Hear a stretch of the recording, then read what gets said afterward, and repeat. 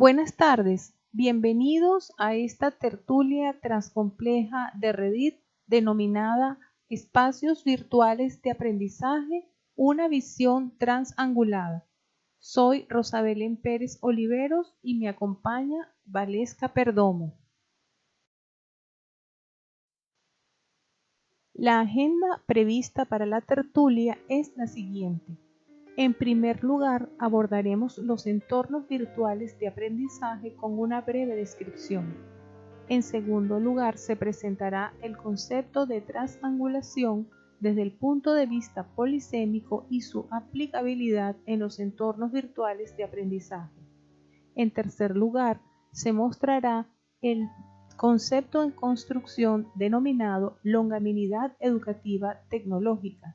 Y finalmente se hará una apreciación de algunos entornos virtuales de aprendizaje que se están asistiendo en distintas universidades nacionales e internacionales. Ramón Campoamor escribió en el siglo pasado un poema en la cual una de sus frases reza lo siguiente: y es que en el mundo traidor nada hay verdad ni mentira. Todo es según el color, el cristal, el ángulo con que se mira. A partir de esta frase se creó el refrán: todo depende del cristal con que se miran las cosas. Más tarde se generó la ley Campoamor, una metáfora utilizada en la administración pública española para justificar con leyes cualquier hecho, cualquier circunstancia y ganar los casos. En la vida cotidiana, todo proceso educativo e investigativo está lleno de la subjetividad de quien lo lleva a cabo.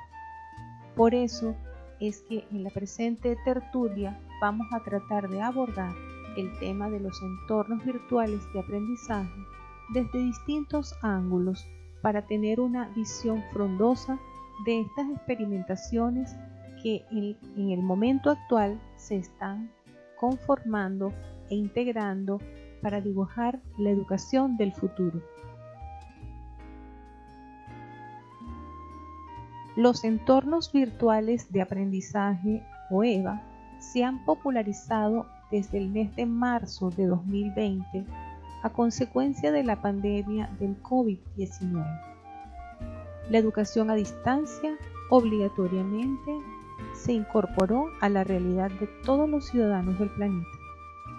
Estos espacios educativos están y residen en Internet.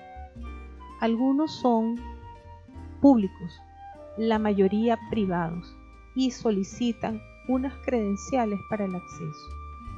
De acuerdo a Turop y adaptando su concepto, es un entorno de enseñanza-aprendizaje que está inserto en un sistema de comunicación mediado por las TIC. Eso nos pone ya de antemano una advertencia. Se trata de un proceso de comunicación y que debe aprovecharse todo este potencial para mediar la instrucción.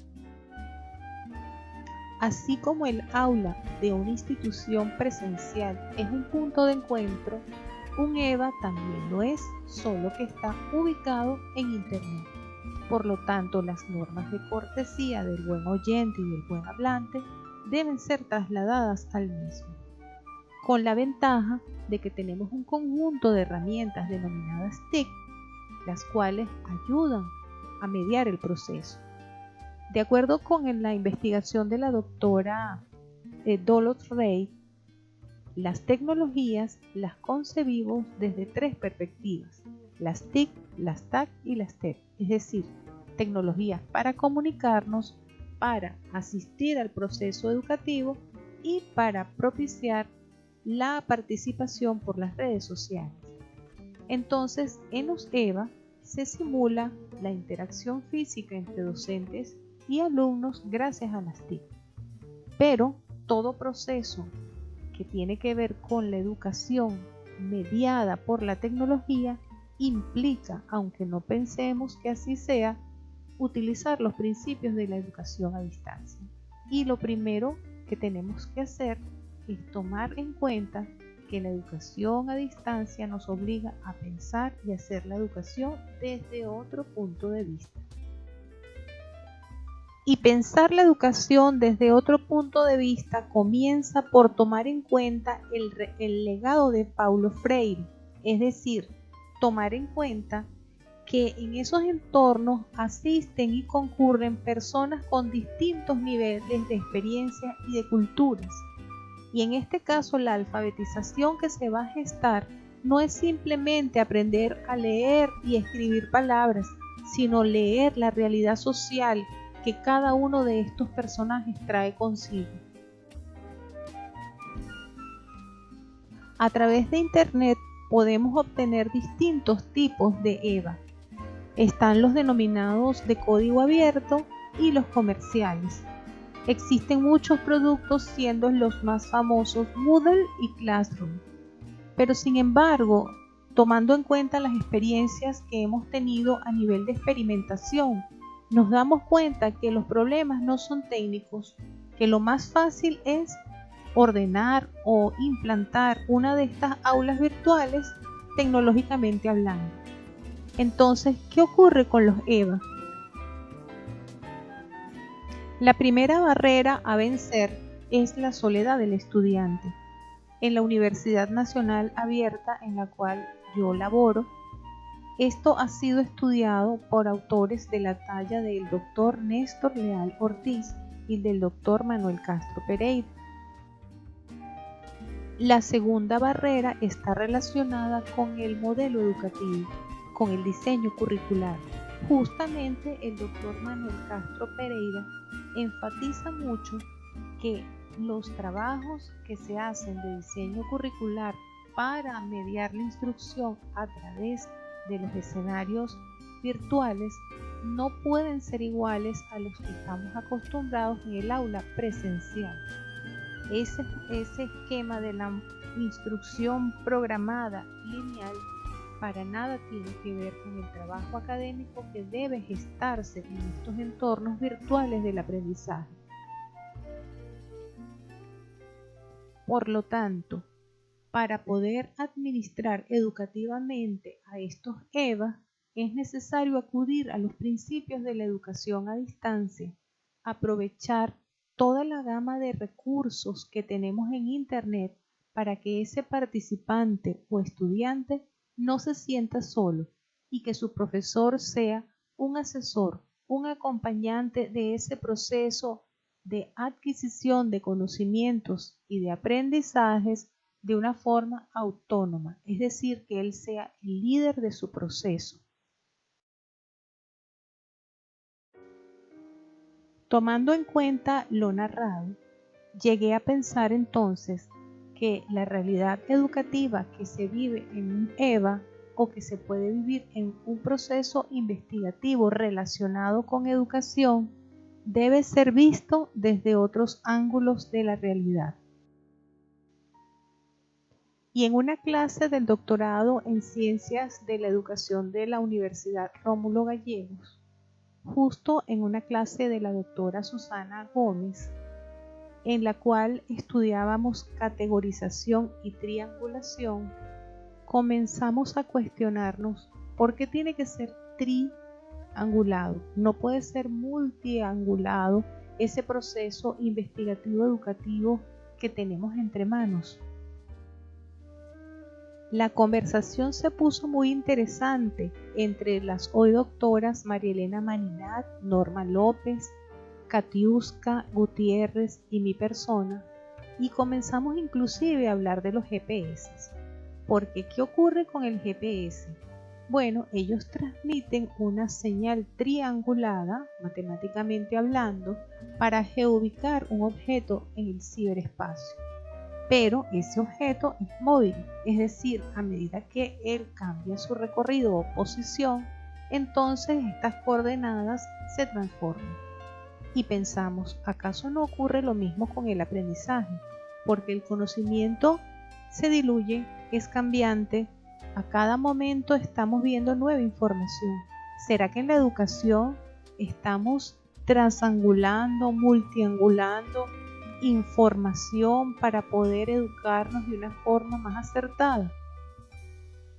La respuesta de eso fue la creación de una palabra compuesta, transangulado, para poder definir de alguna manera esta combinación de lo que ocurre en Internet con la transformación de la información, del conocimiento y con la necesidad de entonces adecuar un proceso educativo que esté presto a incorporar sucesivas modificaciones, es decir, que pueda cambiar la visión, el ángulo de la realidad de acuerdo a las necesidades del entorno.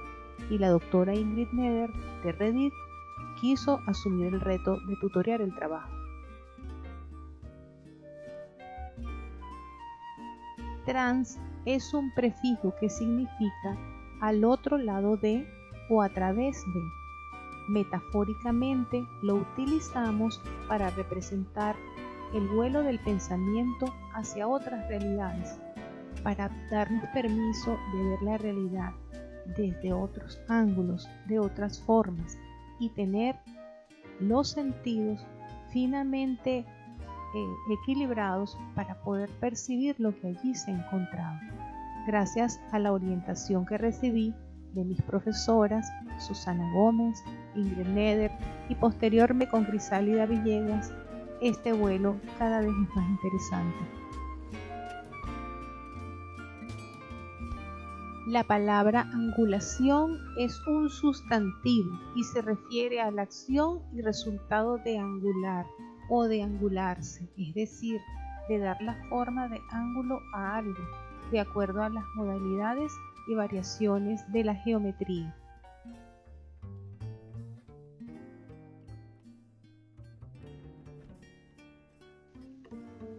Y siguiendo la tradición de una de las ciencias más antiguas, cristalizada por Pitágoras, un ángulo es un concepto justamente de la geometría para referirse al espacio comprendido entre la intersección de dos líneas que parten de un mismo punto o vértice. Pero cuando giramos el ángulo podemos ver distintas realidades que pueden contextualizarse en esas dos reglas o rectas que se cruzan. Por lo tanto, la transangulación invita a una investigación y a un proceso educativo frondoso, en el cual concurren distintos puntos de vista o ángulos de la realidad. Por eso es que se trabaja en equipo, porque hay que compartir visiones y porque es necesario concretar todos esos elementos a través de un proceso de triangulación en el que no se poda la realidad, sino que se enriquece con las visiones de todos. Por eso se llama transangulación a ese método para poder mirar frondosamente la realidad. Y continuando con la exploración de la ingeniería y de la arquitectura, hay un concepto muy interesante que se asocia también al ángulo y es el de piedra angular, porque en toda construcción, en este caso pudiéramos hablar metafóricamente de una construcción, de un proceso educativo o investigativo, hay un elemento que es el que da equilibrio y sustento a todo lo demás, es la piedra angular, es decir, es aquella que sostiene todas las dóvelas o piedras que se asocian a ella. Entonces, en todo proceso de transangulación hay que ubicar cuál es ese ángulo o esa piedra que da sustento a todo el proceso. Y también hurgando en la filosofía a nivel religioso o teológico, podemos destacar que justamente el papel de Cristo en la iglesia cristiana es ese, el de piedra angular de la iglesia, porque tal como vemos en Corintios y en Mateos, dice, porque nadie puede poner otro fundamento que el que está puesto, el cual es Jesucristo.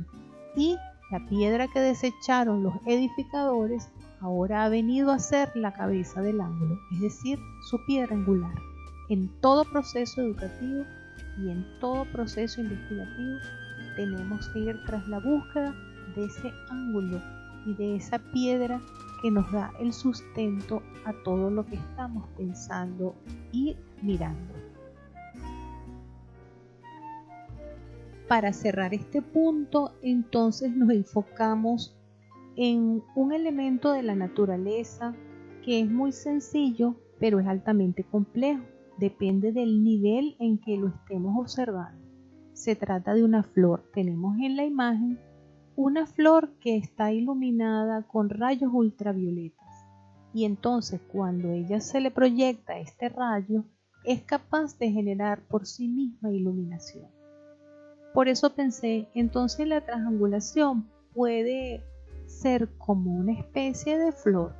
Fíjense que a la flor la sostiene un cáliz que tiene la forma de una matriz, de esa matriz epistémica que muchas veces nos tratan de enseñar cuando estamos estudiando en posgrado los procesos investigativos.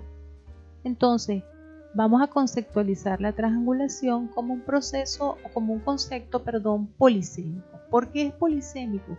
Porque contiene muchos elementos de la realidad que están ahorita en proceso de estudio y que tiene distintos pétalos, aristas, ángulos de la realidad que se concretan en lo siguiente.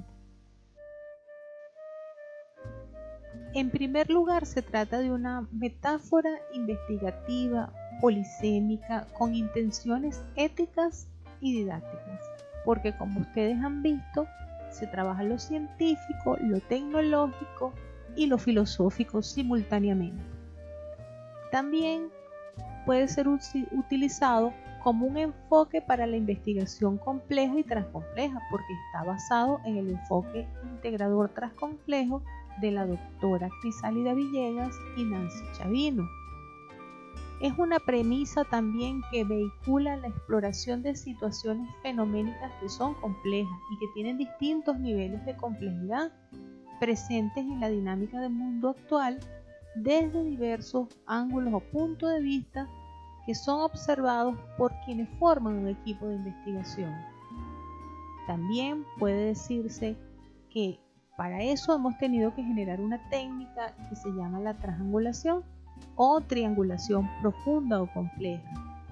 Y desde el punto de vista práctico nos ha servido para generar un banco de estrategia de búsqueda avanzada de Internet para poder geoubicar información científica que sea valedera, que sirva de materiales de instrucción y que están en la web y pueden ser utilizados por nuestros estudiantes.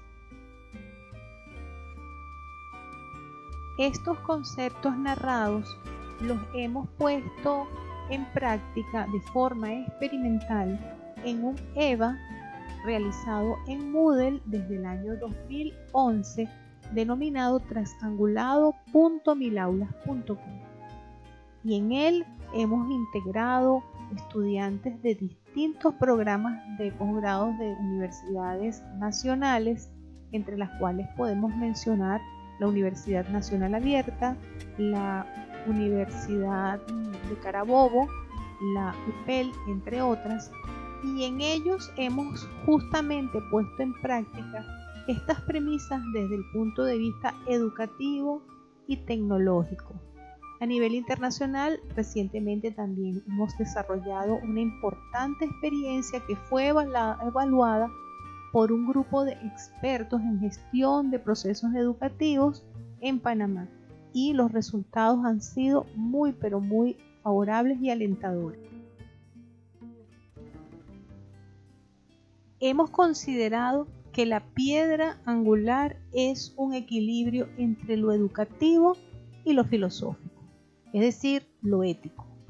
Y hemos tenido presente que la educación a distancia, tal como expresa García Aretio, es un diálogo mediado entre el docente o el equipo docente de una institución y el estudiante, que está ubicado en un espacio flexible e independiente que está en Internet, ubicado en Internet, el cual lo podemos personalizar. Cada estudiante lo puede amoldar a su realidad y que para ello requerimos una cultura agógica. ¿Qué quiere decir eso? Es una cultura que traspasa lo pedagógico, algunos elementos están realizados desde una perspectiva pedagógica en donde hay un gran control de parte del profesor o del docente de esa información o contenido, pero que progresivamente da paso a la andragogía, porque el estudiante tiene que ser autónomo, tiene que tomar control de su proceso educativo. Y para eso están recursos como el plan de curso, para que él sepa qué tiene que cumplir, cuál es el contrato de aprendizaje y no venga de una improvisación de parte de su profesor, y que posteriormente tienda a ser eutagógico, es decir, que él pueda gestar por sí solo su proceso educativo, claro, con el apoyo del facilitador juzgue que sea conveniente. ¿Y cuáles son esos principios de la educación a distancia? La personalización y la autonomía, que el estudiante haga suyo el entorno, la integralidad e integración, que se aborde el contenido y lo filosófico, lo ético, lo bioseguro, que permanezca el estudiante y sea capaz de socializar en ese ambiente, que pueda autoaprender y autoevaluarse, que sea crítico no solamente con el entorno, sino consigo mismo, y que ese entorno sea flexible y pueda diferenciar la situación tan particular de cada estudiante. Estos principios, cuando un docente de la escuela tradicional presencial los mira, pues tiene una mirada como un lindo gatito indefenso. Pero gracias a la formación que nosotros tratamos de darle en el espacio, los convertimos en unos leones del proceso. Y como tenemos una invitación permanente a mirar la realidad desde otros ángulos, entonces también hemos incorporado a nuestro EVA algunos elementos del aula invertida que coinciden con los de la educación a distancia. Vamos a verlos rápidamente.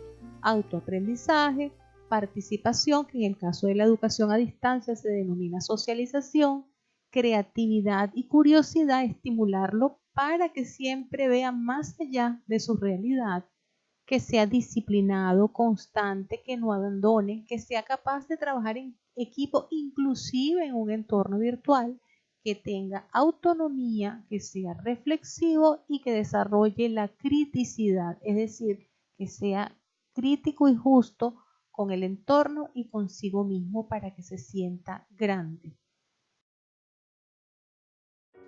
Cuando se estimula la creatividad, se busca que el estudiante vea más allá de lo que tiene en su proximidad, entonces son muy adecuados el uso de lo que hoy en día se denomina los PLE o los EPA, que son los entornos personalizados de aprendizaje, tanto para el docente como para el estudiante. Es decir, no hay recetas únicas. Cada quien, a medida que va explorando en la web con este banco de herramientas y estrategias que hemos preparado para búsqueda de información, encuentra cuáles son esas herramientas que le sirven a él en su circunstancia para aprender, para compartir o publicar información, para editarla, para enseñar o para socializar o conectar con sus pares. Entonces, como podemos apreciar, el ciclo de la asesoría en los EVA parte de una motivación para aprender, presentar el curso, el plan de curso que tiene la bitácora del aprendizaje, las competencias que deben asumirse. Se da orientación para el buen uso del material de instrucción sugerido, pero también se les da alas para que vayan por más. Se le dan orientaciones para que participen de forma asertiva y disciplinada en todas las actividades para la evaluación, y también para que en los proyectos puedan trabajar de manera individual y colaborativamente, porque es importante el intercambio de experiencias y reflexiones, dado que cada quien tiene una experiencia y pertenece a un entorno social distinto. ¿Cuál es el epicentro de todo este ciclo? La retroalimentación, no dejar al estudiante solo, como una flor. ¿Qué sostiene una flor? Su cáliz. Pues ahí están todos los pétalos.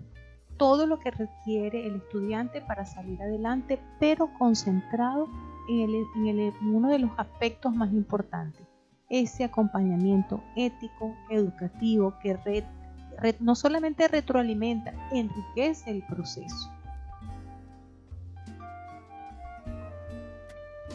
Finalmente, consideramos entonces que esa piedra angular del proceso educativo y tecnológico se llama algo como longanimidad educativa tecnológica.